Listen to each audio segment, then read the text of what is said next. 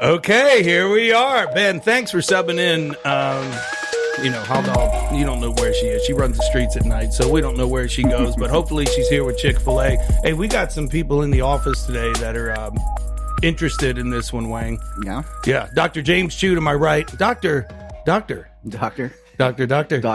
And we got one of my best friends here, Dave Marlowe, is in today. I don't know how to describe this podcast, which way it's going to go, but it's going to be a blast. I've been excited about this one for about 2 weeks. Once he confirmed he could do it, Chewy and I have been sitting down going over some things that I think will help the conversation go. And Diamond Dave has been coming here. Diamond, how are you? I'm doing good, Charlie. Thanks. First of all, right off the top, man, thank you so much for allowing me to come on the podcast today to kind of sit down with you guys. As you know, I've been a big fan, right? So for a long-time podcast listener, first time podcast contributor, right? No, he really has. He's been good. Dave comes in on Saturdays. That's how we could probably lead into this. It's been a year since we did the first Lost Generation. That's right. Yes. So, and I'm definitely a candidate. He's a Lost Generationer. He's a Lost Generationer. And I was driving in this morning, and it's been 2 years last month of the podcast. Seriously? Yeah, this is number 60 and 2 years. Wow. 2 years. And you were my first That's right. Gosh, guest. I can't believe that. Which was an awesome crazy. podcast, man. Wow. I mean, that was amazing. And then we just grew into this awesome show that is like, I love it. I look forward to this. I mean, yesterday all day long I was working on it and jazzing you guys up on text messages. Yeah. All right, so let's dive into it. All right, let's get into why Dave is here. Well, for Dave, just a little intro before we get started. So we've got you on here. How long have you been working with Charlie? It's been about 10 years. No kidding. Yeah. So I actually look back at how this all occurred. So I was coaching soccer with my youngest son, Matthew, and I met this guy, Keith DeLong, and his son, Griffin. Matthew and Griffin were friends for a long time. Since Keith DeLong, former 49ers linebacker, one of the all-time linebacker greats. Great guy. At UT. I mean, just super, super fella. And as our children kind of aged and got up and more involved in sports, they got hooked into Catholic's sort of pre-high school football team. And they played together, I think, on the 7th and 8th grade team. Okay. And as they were getting ready to make their decisions to move to high school, Keith said, if we really want to give the kids the experience for some, especially speed and agility training, I know this guy. And this place called the Woodgym, and he introduced me to Charlie Petrone. It took a while. You listen to a lot of the podcast folks that talk about how they first came in contact with Charlie. And he does put people at arm's length a little bit. You got to work to get in here. You got to work to get to meet him. And it took a little while, and he beat the crap out of me to kind of find out, I guess, what kind of person I was and what kind of person Matthew was. But once we got in here, I was the typical father of explaining for my son, because this is a bit of an intimidating place. You come in, you look at the walls, all the athletes that have been through here, and the great success that's come out of the Woodgym. You're in a bit of awe, but having your kid be able to be picked up by the talent that he brings to the table, and the immediate interest and the caring that comes from being here and a person that's either participating in the Woodgym or has had the ability to see and reap the benefits of the Woodgym is just great. And then you started working out here. I did. So your son trained, and then you started. Yeah. Involved. So Charlie would tempt the fathers, right? And I think it was a really kind way of him saying, "Look, you fat bastard, you should come in here too, because you're not in shape. And what the hell? You can have your kid come in here, but what kind of example are you putting forth?" Was that 10 years ago when you started yourself too? Yeah, I would come in and work out, and did so for a little while with Keith, but then he phased out and went towards different avenues, and then I kind of stayed and hooked up mainly on the Saturday picture. But wow, yeah, gosh, 10 years, it's crazy. Yeah. Well, 10 years knowing me. How many years training? Training, I'd say 8. Wow. Right? So, 8 years. Yeah, solid. 8 years training. Yeah, it's been a solid run. And I've always been usually once a week, sometimes twice a week. So I'm the typical Lost Generation guy that. I've turned 60 this year, and so I've come to this podcast. Yeah, thanks so much. Well done. He makes it, right? But I've come to this podcast with a lot of interest having heard all the podcasts, Yeah. having listened to them with great interest, particularly on the Lost Generation side, and I'd love to talk to you all about how do we elongate life? How do I look at the next 25 years and focus on my health and wellness, and what can we pull out of all the information you guys have gleaned to kind of give people real tactical, useful information to kind of propel themselves forward. Well, that's good, because now we've talked about the Lost Generations behind their back and on the podcast, and now we got one here to shoot some fire back at us. But it's good, because I think that feedback from you guys is going to be really important to kind of dial it in a little bit more for 2021, right? Well, and I think we've lost some of the generation over the year. Yeah, some casualties on the way. I have listened to that where they were like, you guys are like, and they're not doing anything anymore. I think we made some cuts, and they cut themselves. So it's one of those that Marlo has been. We got to identify the show. Is it the new plan after the Lost Generation? Are we concentrating on the Marlos of the world? Because we've had some off-camera discussions that talk about more of in-depth of, hey, what about me? What about this guy? What about this guy at 60? What about this guy that's grinding 10 to 12, 14 hours a day, working on the weekends? Yeah. What about this guy? So, you got the means and measures.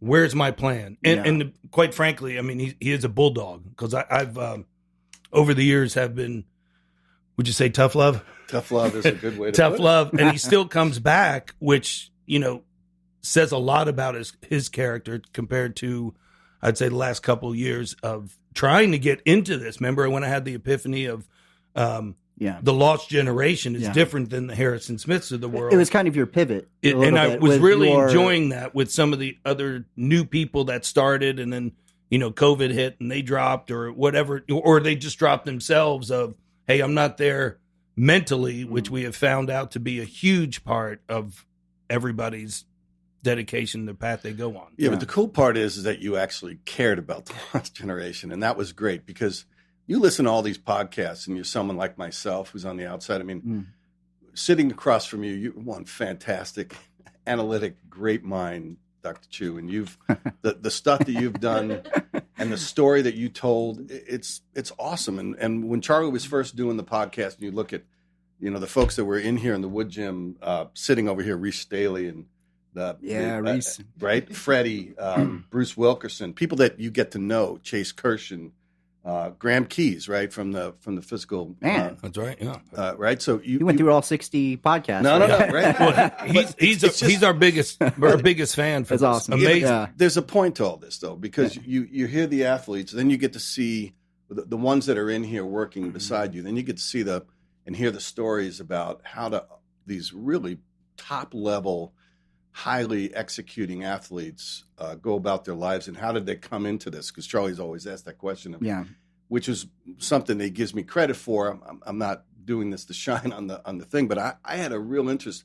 When did you know, right? So I competed when I was in high school. I played sports at a higher level, but never went on to college sports or would you play soccer mainly? I football and soccer, but I played soccer with probably a higher level, and did so intramurally in the Air Force over in England, which was a blast because you got to see a significantly different style of soccer over there. But it's always interesting to me to see, how is it that, or what point did you get in your life where you're like, man, I just run faster than these guys, or I'm able to make or execute or do this drill, lift this weight, or compete in this sport at a level that clearly they're not able to catch up to me on. And you see that in high school athletes. They get to a certain point and then they peak. And then there's others that just stay good through the whole thing. And that's like the Ho Shavers, right? You look at Luke and Brittany or Harrison, CJ Procise, Adob, T, Brian White. These people all played. And it's of great interest, I think, to the listening audience about, how did you do that? Yeah. What was your path, amazing. right? Yeah. And then you guys sit down and you talk to some titans, people that push a lot of these folks, Papa Hoach, his ideologies, the Haslams, Big Jim, Jimmy Haslam, and you've done a really nice job, in my opinion, of creating a great foundation through this podcast for people to listen to and understand. Not only the zen of the Woodgym and what the appeal is, but also some of the great stories that come out of here. So it's super interesting to listen to. I'll finish up with this so you guys can get to your questions. So why me, right? Why am I here? What's my motivation? Is it because there's plaques hanging on the wall, or because I can work out on occasion with a guy like Harrison Smith? It isn't that for me. And I told this to Charlie. It's a barometer for me. I'm 60. Can I come in here and run with the likes of Reese Staley? Well, Reese is going to probably outlift me. No, but I do know when I go through the workout that I can hold my own. And for me, it gives me a sense of understanding that I'm not done. Yeah. Right? I haven't lost it completely. And I can help lead a lot of the things that we do on Saturday morning. So I haven't been reduced to, I'm just going to take it easy. Like you had a quote of one of the doctors, it's just easier not to grind, to move or do more. So to be average. To be average, right. I don't want to be average. That would be Dr. Steve Sterling. I didn't want to throw it out there, man. Dr. Average. But that's the appeal of this. And then it's finally wrapped up in the fact that Charlie, cares. He cares, man. He's on me, with me, texts me. His desire to see me do good is very evident, and that's a big appeal, because when it comes down to doing any of this stuff, it's about accountability, right? And having that accountability and that group around you, and he helps provide that. So I guess Charlie, you mentioned, or maybe you mentioned that you work 12 to 14-hour days and you're grinding all the time. So what do you do? So I work for the Brunswick Corporation. You might know them from like bowling alleys and pool tables, but the reality of it, we don't own any of that stuff anymore. We're the largest marine manufacturer of boats in the world. We make Mercury engines, which is the largest engine manufacturer, American-based products in the world. So strictly in the marine cycle. We own a significant amount of parts and accessory businesses, the largest of those in the world for marine items. We're a global company, both here in the United States, Asia Pacific, Europe, Marine, Middle East, and Latin America, and have a really significant presence in the marine industry. I've been there for 34 years. Wow. Yeah, kind of a toad, right? But I'm a boomer, so it's about loyalty, right? Yeah. And sticking where you're at. What do you do specifically with Brunswick? So I'm the Director of Product Integrity and Government Affairs. And what is that? I preside over our product safety within the marine segment, and I also run our government affairs for you bribe for officials? the corporation. I do not do that. I do not do that at all. Dr. Smith Dr. Steve would tell us differently. Yeah, that is not the case. Where is he? We need him on for Dave's conspiracy theory. So you work with rules and regulations of the rules and regulations, right? So we're regulated by a federal authority, the U.S. Coast Guard. Many companies are, right? FDA, EPA, but we're under the federal requirements of the Coast Guard, and then voluntary standards groups that write standards on construction of boats. I work as a convener for ISO standards in Europe, so I handle a lot of the development of standards over there, helping get experts from all over the world to come in to speak about things like fire protection, carbon dioxide, things like that. Yeah. And then on the government affairs side, I have a lobbyist that works for me in D.C. And kind of help push the business-centric ideology forward for federal programs that are important to the company and to the marine industry. Suitcases of cash. None. There's none of that. All right. Zero. I'm on to you, man. Yeah. All right. So, that's he's awesome. not so nice either. What the hell? You thought you were getting a nice one. No, that's awesome. That's cool. That's really cool stuff. I didn't realize that the Coast Guard had such a role in the regulations of safety industry. of consumers on the water, for sure. Neat. Chewy special agent. Undercover. Exactly. He's got his Busted. heavy Reese Daily loaded, ready to go. Reese is about to tackle you and tase you. We're gonna have to put you up against the wall. Wait a minute. Before we go any further, Ben, get a haircut for Christ's sake. Oh yeah, we did say that today. Yeah. Ben, it's looking good. So we could braid that. I guess the reason why I'm asking, because it gives an idea of what your life is like. I mean, so if you're dealing with international folks, that means different time zones. Yep. That means different disrupted sleep and early meetings or late meetings, and it makes me think of the enormous amount of pressures and stress working with a multinational global company, and they're like, "Hey, we need our regulations relaxed. Marlo, get it done." Right. No, there's a lot of pressure, right? So, but I would. It just gives me an idea of what his daily life is like, so that we're thinking about the stresses and what you have to go through and how that might affect your health. Yeah, and that's a great lead-in, because I listened to the Lost Generation piece, right? And you guys really started to come into your own on like LG3, where you guys were speaking about sleep, right? You brought out the information from Matthew Walker's book, which is fascinating. That was a good book. And it was really indicative of the fact that we just don't sleep. I wear a Fitbit all the time, and you may count out the hours that you're like, okay, I went to sleep at 10:30 and got up at 6:30, but the Fitbit goes, actually, no. Yeah. You were awake for an hour and 40 minutes of that, Yeah. so you really didn't get 7 hours sleep. Yeah, probably too.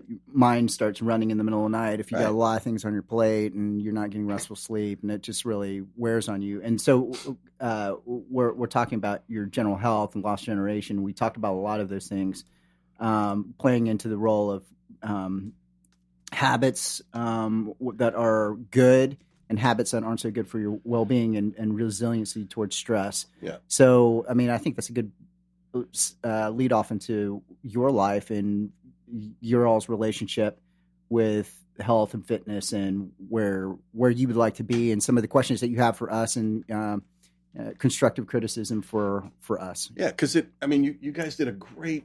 It was a great outline, right? And you listen to these things, and you go, get more sleep. All right, I can apply that, right? Then there's movement, and I rode Charlie one time, and I'm like, I don't want to confuse movement with progress, because I will move a lot, and I might get my 10 or 12,000 steps in a day, but I don't lose any weight from that, right? So it's a different kind of movement, right? It's not just about it's getting a work in and then going home and then finding a way, like to do a power walk after. That's the kind of movement he's talking about, and differentiating between that to where it actually has value, movement with value, and payoff seems to be where I've at least tried to take it in my own mind. But at face value, you're just like, okay, I move more. What does that? What does that mean? That exactly mean? Yeah. And then stress management, super important.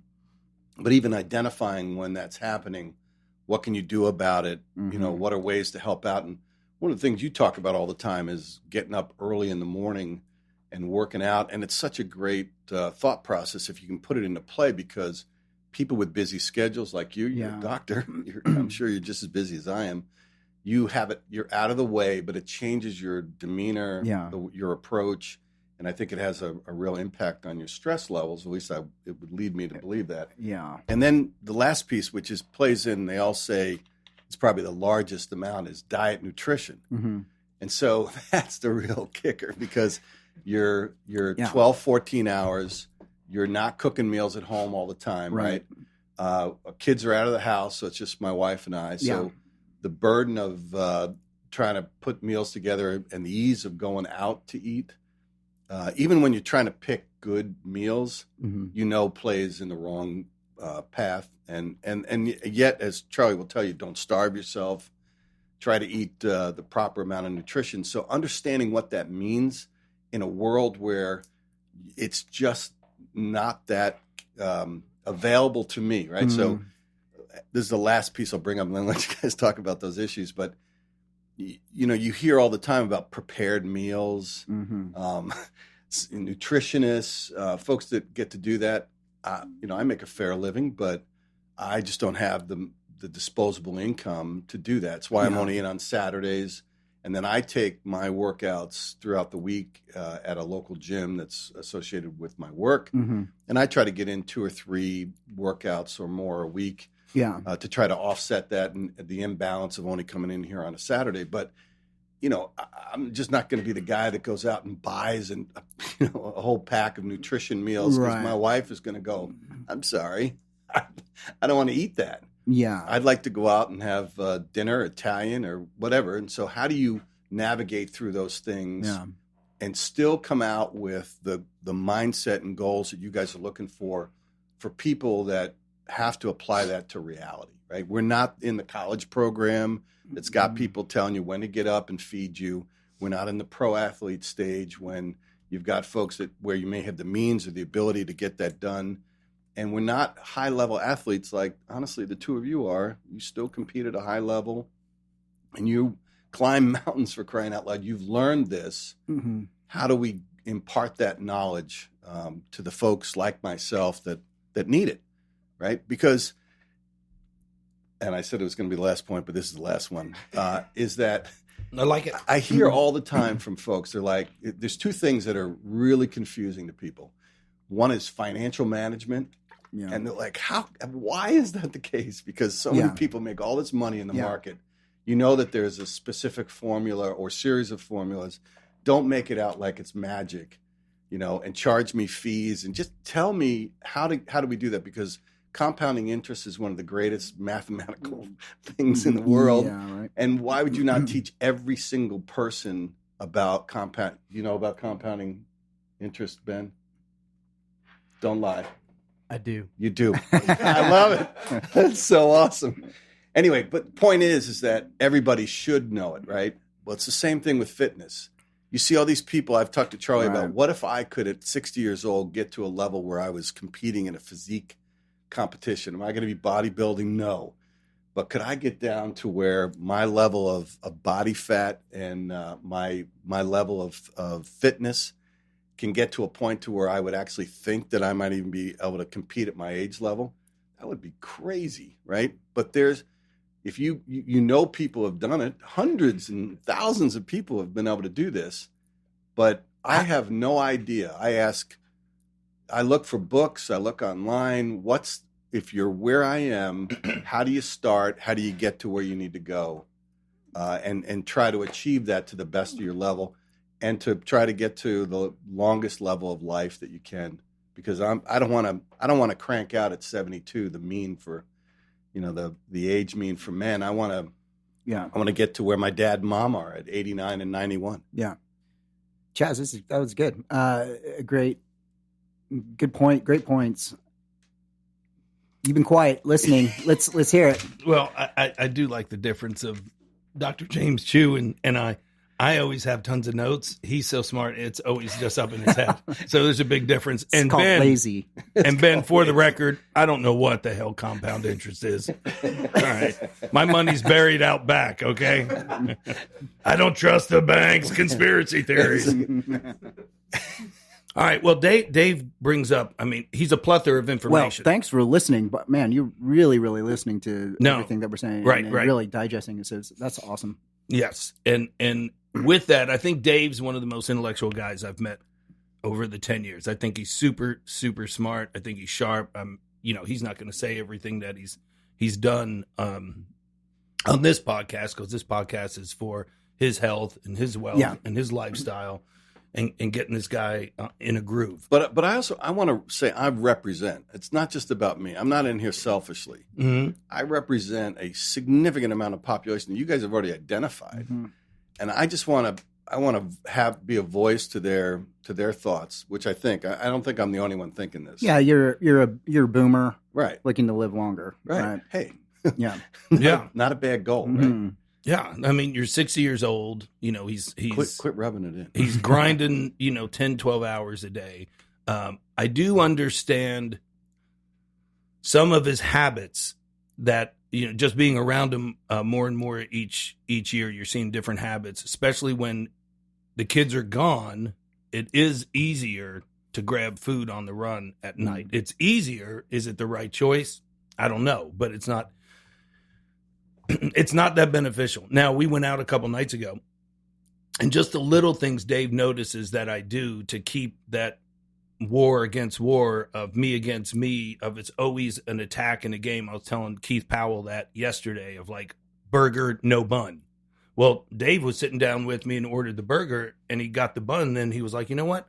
I'm not going to do the bun. So it's those little tricks that help. Does that make sense? Yeah. And that's the kind of stuff you need to see and hear, right? Because you don't think of it in the moment, but when there's some level of accountability in front of you, or you watch people actually doing what they're doing.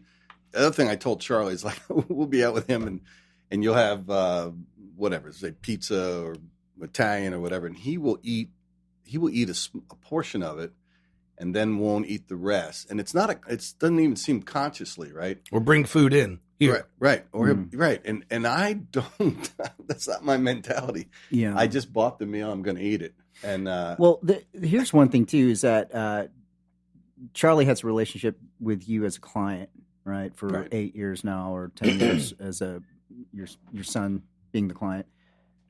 One of the talents that Charlie has is evaluation of people, their physical, what they can potentially achieve physically, where they are mentally, and how they're performing, all that kind of stuff. So, he would have a better understanding of you in a lot of ways than certainly I would. I mean, we pass through, we always say hi and all that, but Charlie's the guru when it comes to the work in the gym for sure. So, Charlie, what are some of your observations after 8+ years of working with Dave? Oh, here we go. It's actually okay. Good sandwich, bad sandwich. Is that how we're supposed to do it? In the certification, it says always be positive first, then tell them. I don't know if I'm good at that. Dave's super smart, and he almost is a detriment to him. Overthinks? Yes. Because that's one of the things I'm noticing right now is like, I'm reading all these books. Well, why aren't you doing anything then? Here we go. Yeah. So let's do. Right.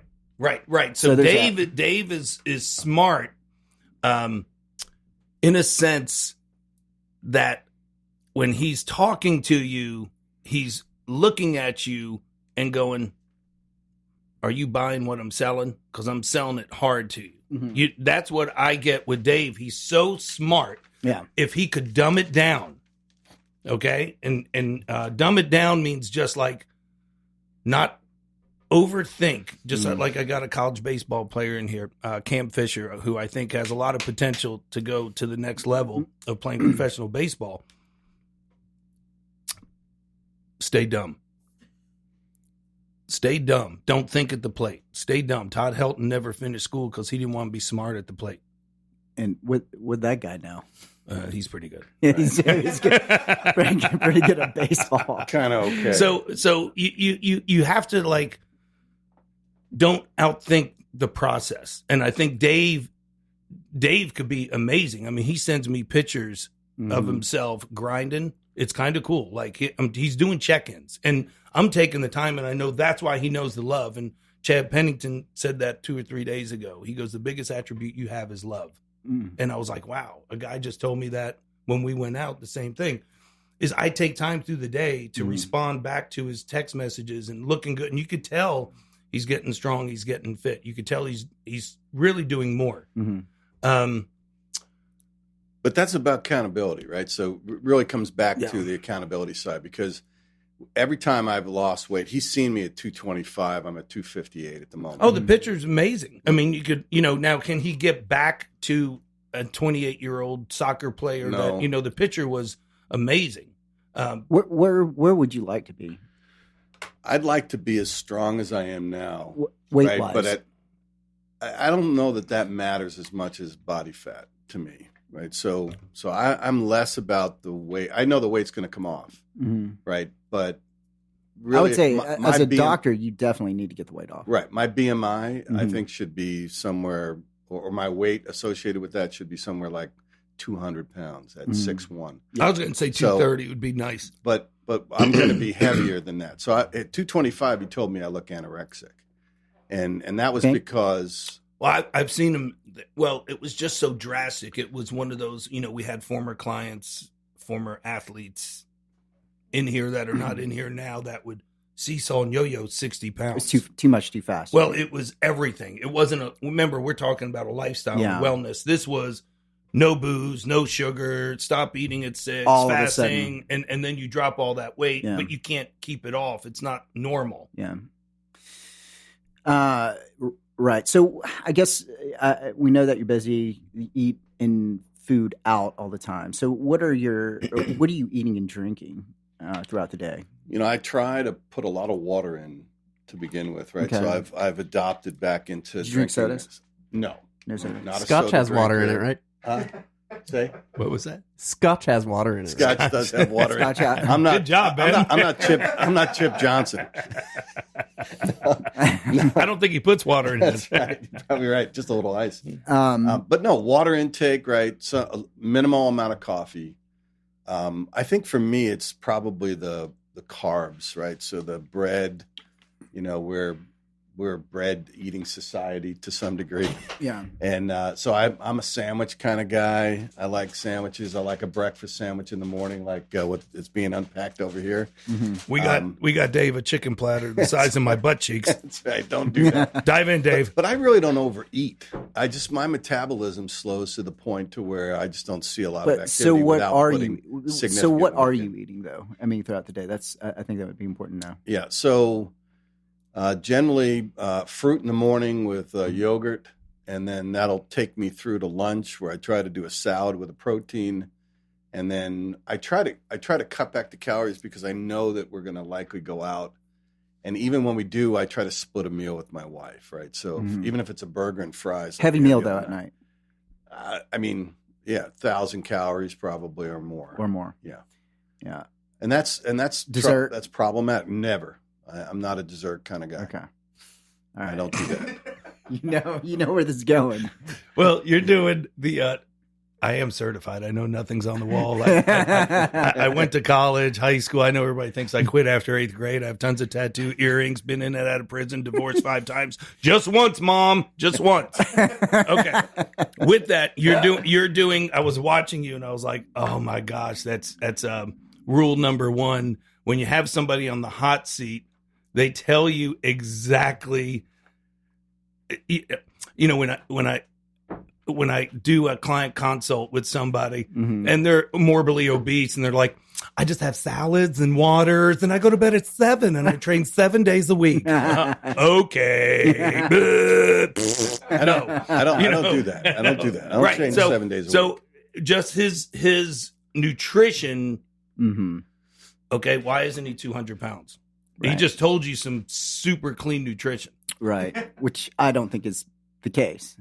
I do. Honestly, I have fruit in the morning generally. Yeah. I have a yogurt. I will have generally a salad with protein. But for a long time, and the thing that I think Charlie's forgetting is I was inactive other than Saturday mornings. Yeah. So I wasn't getting the work in that I needed to because I had foot surgery. It took a 2-year respite. I gained 35 pounds from really kind of not being able to ambulate up really well. Right. And knees. Remember we talked about the knees, the ankles, the low back issues, and you always come back to weight. You were your ears should have been burning a couple nights ago when we were eating out. Sterling was giving you the old 1-2. You were up against the ropes and you didn't even know it. He's like, he thinks everybody 5'8" or 5'7" should be 150 pounds like him.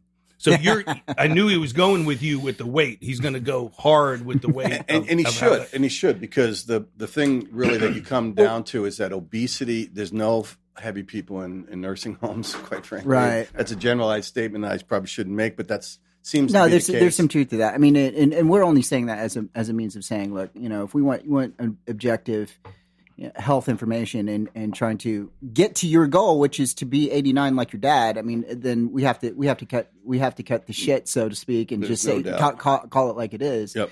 That it will be a major impediment to your ability to do that. Yeah, I mean, and there's hard data on that, right? So up on the Hill, I used to work with an organization called the Sport and Fitness Industry Association. A lot of top athletes participate in there. It's all about inactivity and obesity that plague our society, not only in older folks, but also in younger kids. And they're trying to push to make the programs not be pay-for-play programs in high school.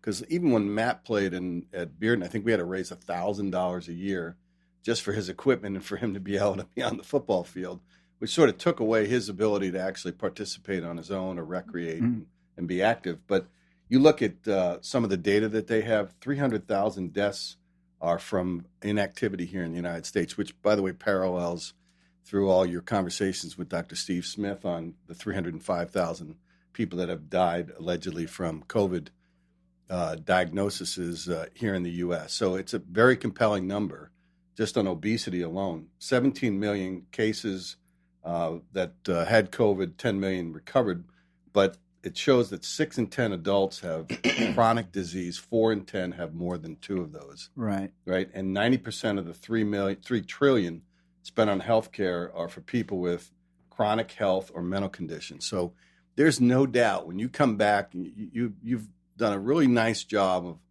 when you guys talked about the pandemic and the responses to that. You did a really nice job of bringing it back home to, okay, there's all this clutter, there's all this noise. The hell are we going to do? Yeah. What's the real tangible steps, right, to take? And that's all about wellness and nutrition. How do you get back to that? Because once this is done, they're going to concoct some other crap, and you'll have to deal with that. And the best defense has to be healthy approaches to life, right? How do you make sure that the people that you're around and yourself are doing the very best you can to stay healthy and eat right? Right? I mean, that's the point. Yeah. So he's here for the plan, and I've worked on some of the stuff, but the plan. But we're not talking about plan right now. I think Marlo just did it again. Right, so we're yeah. So you thought it was going to be me. You thought it was going to be me. But let's he's a ninja. I see the shadow. Yeah, but I see. But I think that's what we have to talk about. Is that if you want it, we have to talk about it and get to the root of it. And it's like we understand these things, but let's get down to how we can fix this and let focus back in on the exact things that are going on in your particulars in your life, because you want the plan. We have to deconstruct your day in order to make up a sensible plan. So all that aside, we know and understand, but I think that's almost a distraction to what we need to do in order to get you to where you want to be. Let's hop in on me, because I'm a prime example of what others are like. So in his facility, have you ever been to his facility? Never. It's amazing because he does, when he starts spitting this, he's not only a doctor, but he's also they have a section in the building that is therapy, and then PT and OT and psych. Yeah. And psych. Yeah. So Chewy knows a lot about the psych people. Actually, your discernment is spot on reading people also, because you work with people that always want the drugs for the pain first. Well, they have to go through psych. Right. And then they have to go through PT, and that's when they basically fade out because nobody wants to do more.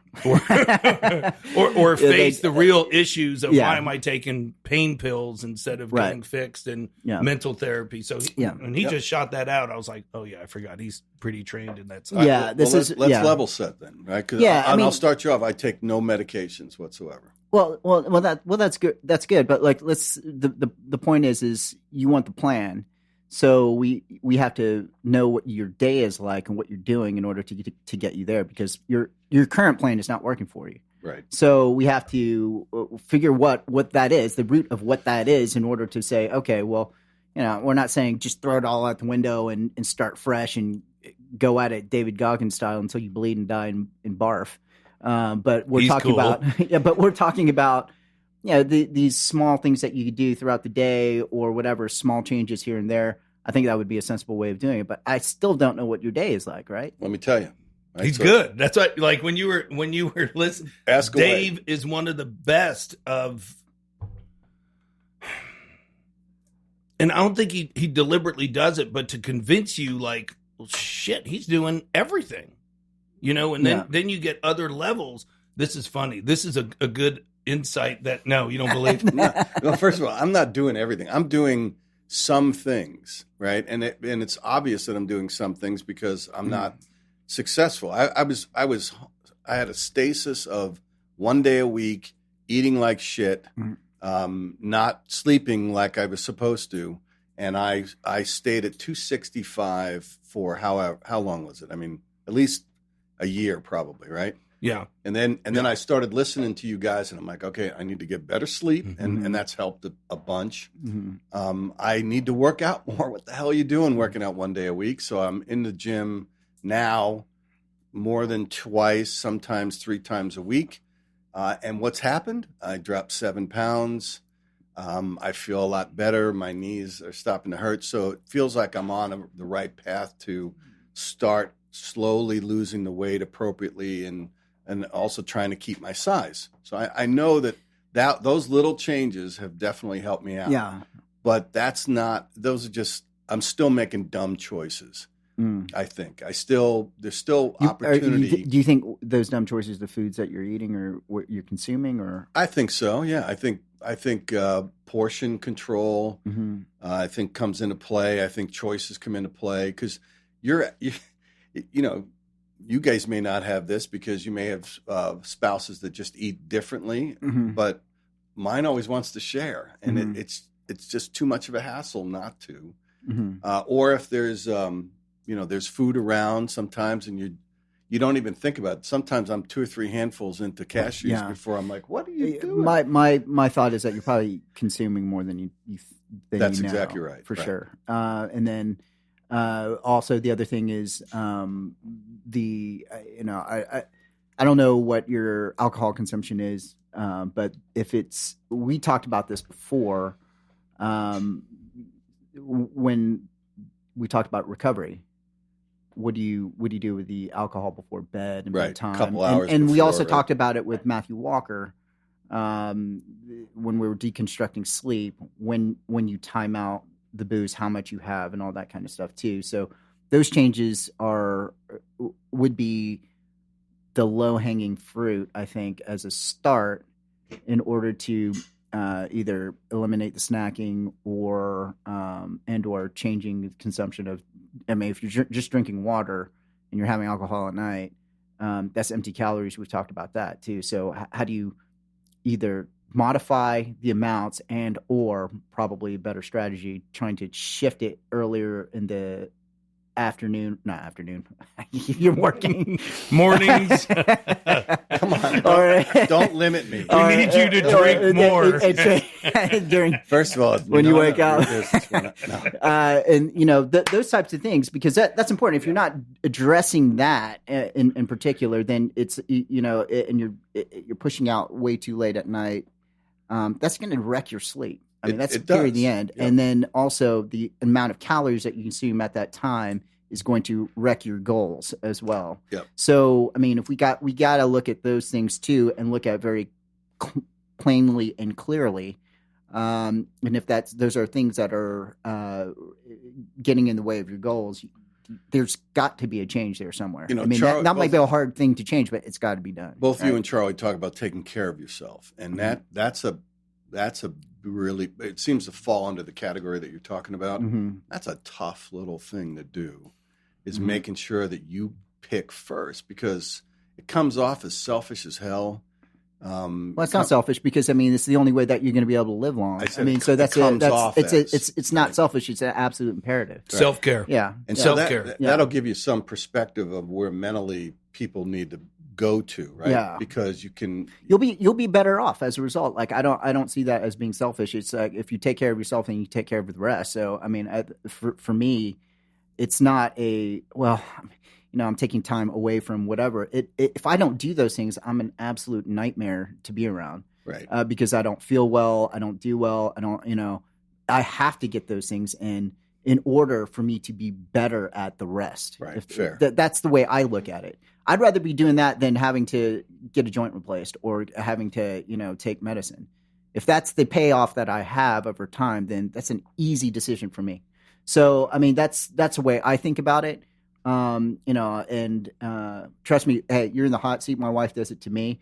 and I have to eat my own shit sandwich too. So don't feel bad. I was in the hot seat yesterday, and the day before, and the day good, before. Though. It's a good thing to be a part of. That's why I love my wife, because she's able to do that and put up the mirror and like, you got to look at these things. It's good. And it's the community. And I do think what Dave's talking about also is, okay, if I'm doing it on my own, what does it look like? Well, you have to have check-ins, because he's fortunate enough to come on Saturdays. Thank God. But through the week, thank God, he'll hit me up, cardio weights today. What time do you wake up in the morning? 6:30, 6:15. What time do you start working?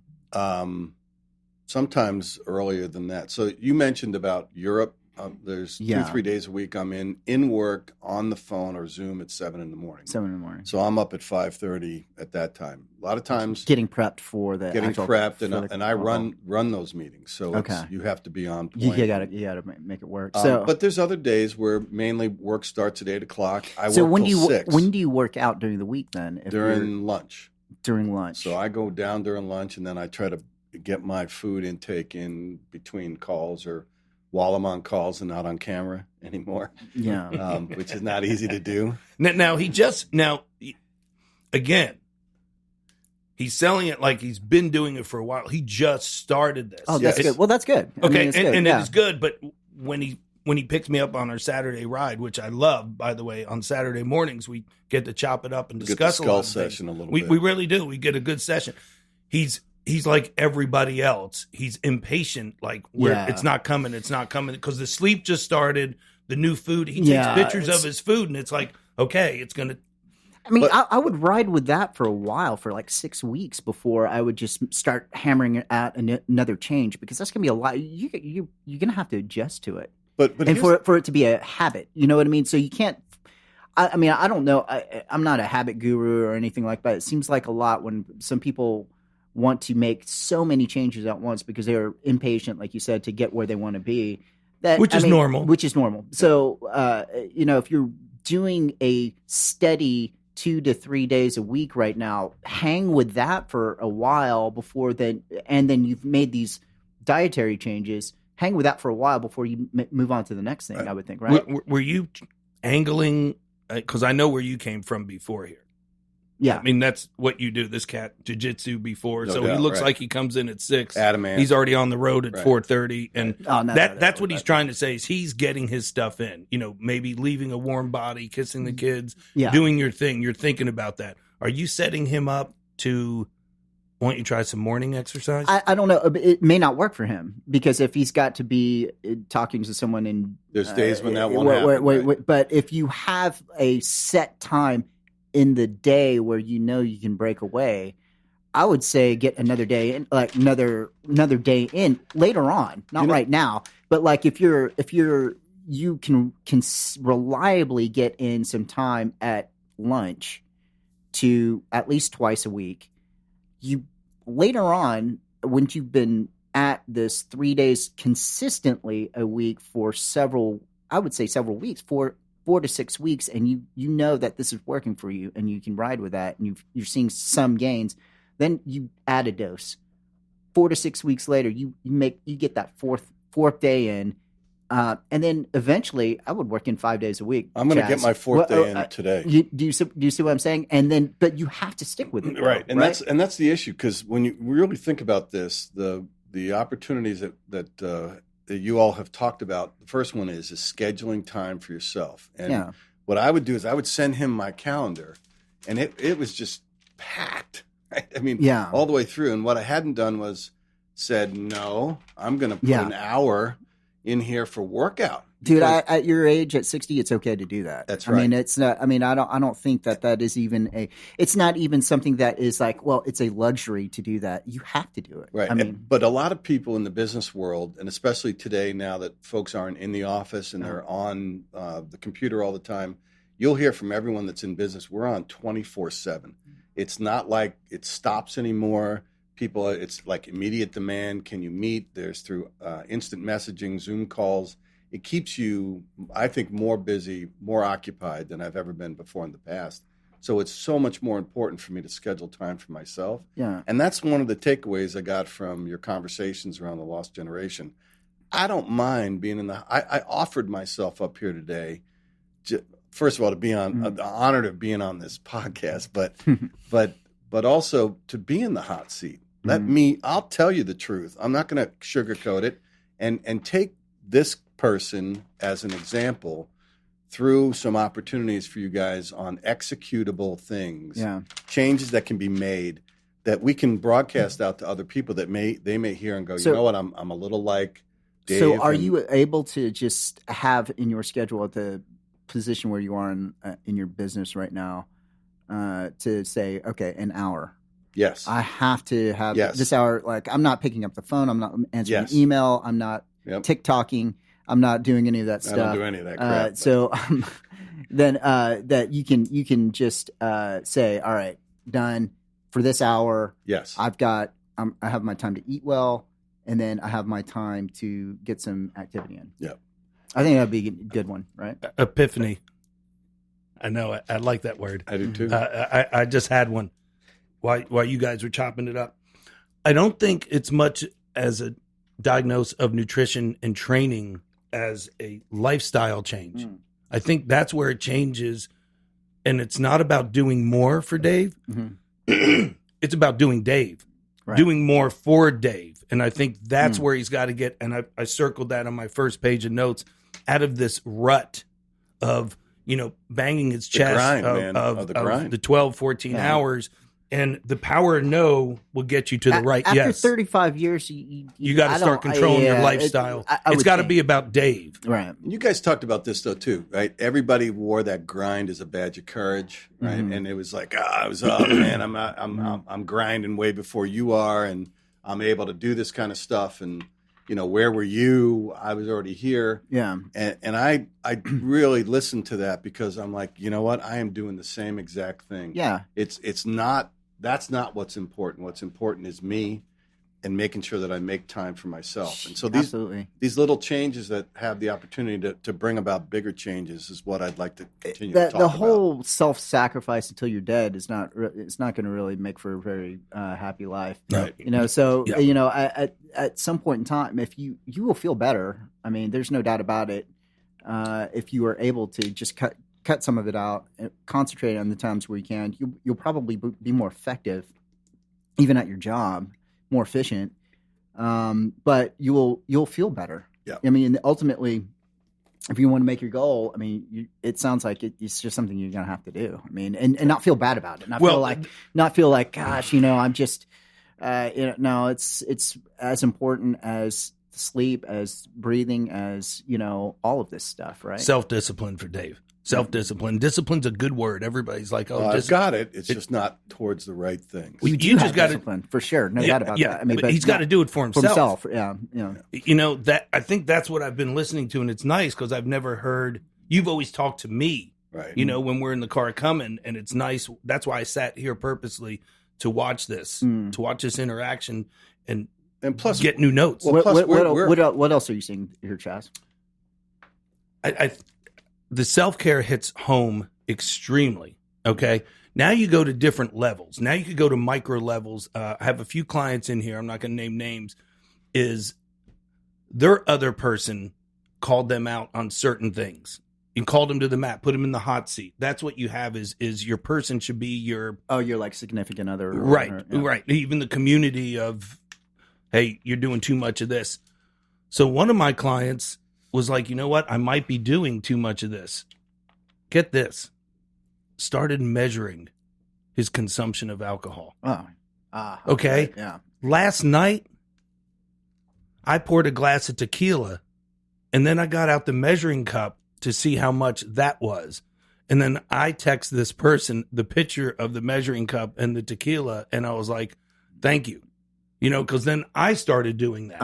And I'm in the business, but I was like, wait. Measures of how much you're consuming. Right. So if you want to go microscopic, if you really want to keep an arrow and just, that's a huge difference. Yeah, but I think to Chewy's point, that's exactly what you should be doing, right? So he was saying, I don't think you even know how much you consume. And I think you're absolutely right. Yeah. Right? Because you have these speculations where you put in Fitbit and they have, okay, if you ate this and it's probably this many calories. He eats late. Right? He eats late. I know that. Yeah. That's one of the big things that's just a habit. And I have other clients and couples that if you could go at 7 instead of 9, they love eating at 9 o'clock. Yeah. I don't like eating late, but that comes back to this whole prepared nutrition approach, right? Where other folks may come back and go, I know exactly how many proteins, carbs, good fats are in this meal that I'm doing. I paid for this knowledge to get it. And an you easy don't have thing that to same do is transfer. just you can continue to what you're doing, is stop snacking altogether. Oh yeah, just the 3 meals. Yeah. For right now. Yeah. I mean, just That's huge. eliminate the snacking altogether, and your consumption of calories will automatically come down. Yeah, fair. I mean, I would. That's after you've gotten into the groove of taking that hour out of your day and trying to figure out how to work out, then that might be another small, easy step just to eliminate the snacking. Later on. I mean, you don't have to do it all right now, but that might be a sensible thing to do. But there's things like pre-workout food. There's post-workout food. Yeah, I don't think that. I never eat before I work out. Like I don't like so. Not to say that's the best thing to do, but I don't. What are your thoughts on the pre-workout meals and the post-workout meals? What do you think? I'm a food guy. I'm not a supplement guy. Never have been. Mm-hmm. But we do have snacks in here because these kids grind so hard. They're eating stuff, but they're 20 years old and 18. Right. Yeah. I mean, 2 a days and 3 hours. That's not what Dave has. I'm telling you, I had that epiphany. I have all these notes, and then I come to the second page, and I'm like, lifestyle change. I think it has to be about Dave. I think it has to be about pampering Dave. Loving Dave, of even getting a massage once a month, getting stretched, go to the stretch guys, go to the ART guys, and not feeling bad that you're doing it because you're being weak or whatever, I think he has to turn the page and get a new chapter to his book of now it's just Dave and my wife. I'm not the kids. I don't have to be there for them. And it's about me. It's about being selfish, because like I've always said on all these podcasts, you show me a great athlete, I'll show you a selfish athlete. Right. He's okay. Is Freddie pretty good in biking? He is, yeah. Yeah, he's great. And when he travels to Europe, and Dave would know this, is when he comes back, he loses weight because he talks about their lifestyle. He's like, they don't snack. No, and they eat breakfast, lunch, dinner. Yeah. And I wouldn't even perceive it as being selfish. It's an absolute necessity in order for you to live the best life that you can. I mean, it's so that and that's the whole point of this. As let's bring this back in, because I know everybody's got. I don't have my timer anymore. No, she's looking at Fox News. It's fake news. Fake news. She hasn't looked at anything. It's been a really great skull session, right? And I think we've come away with some great advice pieces for not just Dave, but the people that are like Dave, that are out there listening about this and may see the same kind of struggles that I do. But I'd really like to be able to at some point come back and revisit you guys as you continue to ponder about this and you continue to talk about the lost generation. What are ways? Well, knowing that got homework now. You right, and Charlie can homework. work at it, and and you've got some line items to do. I'd like Maybe to continue to provide to feedback as we go check along. back in with Marla. And I think we broke it down where I don't think it's much financial as. It has nothing to do with financial. That's exactly right. Right, think you're right. I think we broke through that. With that description I sent to you yesterday about the poor countries to why are the poor obese here, but other countries they're not. So the necessity is a great word, but I'm still going to ride with self-centered, selfish. I'm going to look in the mirror and go, it's about me these 2 hours. You guys in the back figure it out, because I'm going through my own trials and tribulations. I'm not stopping what I'm doing because everybody else isn't on the party train with me. Yeah. No one's going to drag me to old age but that attitude, me, right? That mindset. Yeah. Right? That's a good one. Yeah. All right, I think we're good today. Yeah, Dave's got to get to work. We know he grinds 14 hours. We get a David Goggins, run on broken feet. I love it. I like it. I love pain. I hated it. I like it. Well, before we go, man, mad respect for both of you. Did you like it? I love it, man. The podcast, Standing room only in here. We got a bunch of Look at all these young guys looking like you old. They actually people. like it's Diamond Dave in here on Saturdays. He's That's become an right. icon in the Yeah. Woodgym. Now we know he's strong. Now we're going to get the V taper. That's right. Going to get him to South Beach with us. I'll take you there. Self-care weekend. We'll get there. You guys bring great content, though, to everybody. Really appreciate it. I hope you continue to do that. Much success with the podcast. It was fun. Let's eat some chicken. And Wayne, get on the towels. Let's go.